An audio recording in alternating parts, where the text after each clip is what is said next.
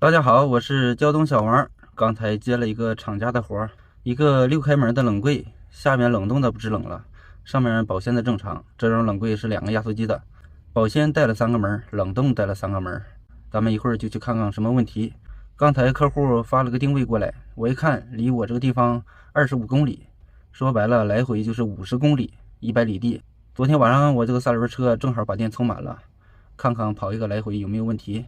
现在大家可以看到，我这个电动车的电压是79.9伏，因为我昨天晚上用的快充。我这个充电器可以快充、慢充转换的，快充是10安充电电流，慢充是5安。如果用慢充的话，以前试过可以充到81到82伏，因为我这个是6块电瓶，就是正常额定电压是72伏的。不过我这个电机是个60伏、72伏通用的，说白了，电压降到50多伏也能跑，除非连50伏都达不到。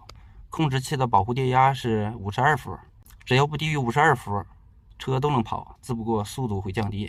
最早以前就是跑的一点电没有了，我也尝试过，一加电门吧，这个屏幕都灭了，屏幕都不亮了，那个时候才跑不了了。因为我这个电动车电机是个2000瓦的，耗电量也大，不过速度快，每小时能达到50多迈，接近60迈，所以即使跑远道25公里，也就半个多小时就可以跑到。现在已经到用户家了。咱们看看还剩多少电量，剩了75.3伏的电压，原来79伏，掉了4点几伏，跑了25公里，一会儿跑回去是太轻松了。现在已经来到了饭店的后厨，就是这个6开门的大冰柜不好用了。这个冰柜上面是冷冻，下边是保鲜，保鲜没问题，上面的冷冻冻不住。冰柜的压缩机在最顶面。大家可以看到上面有2个压缩机，一个压缩机是自然散热的，个头也比较小，这个肯定是保鲜的。现在这个压缩机已经停止运行了，可能到温度了。这个大点的压缩机是冷冻用的，现在压缩机和风机都正常运转，散热器上有不少油。不过这个季节即使有油，散热也特别好，因为已经到了冬天了，环境温度比较低。再仔细看，压缩机的回气管上全是霜。所以这个冰柜还是有制冷效果的，但是上面的霜比较软，并没有冻得特别硬的感觉。而且用户说了，以前这个冰柜完全没有问题，这说明冰柜现在并没有漏伏，制冷剂是足够的，可以说只多不少。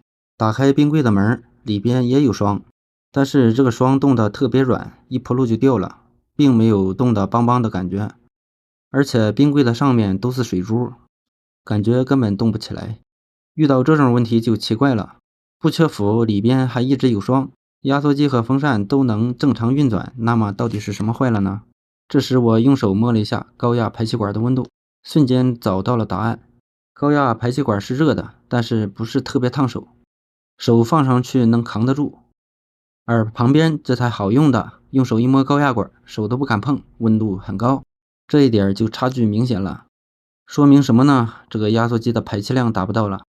虽然可以正常运转，但是高压压力达不到，造成制冷效果不好。仔细看这个冰柜的压缩机，功率是128瓦，用到的冷媒竟然是 R12的。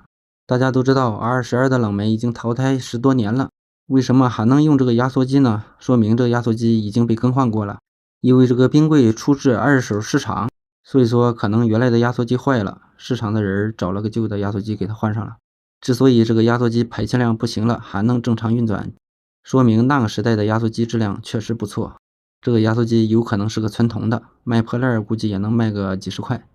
既然问题找到了，和用户说明情况吧，需要更换压缩机了。现在已经跑到家了，准备充电，明天再用。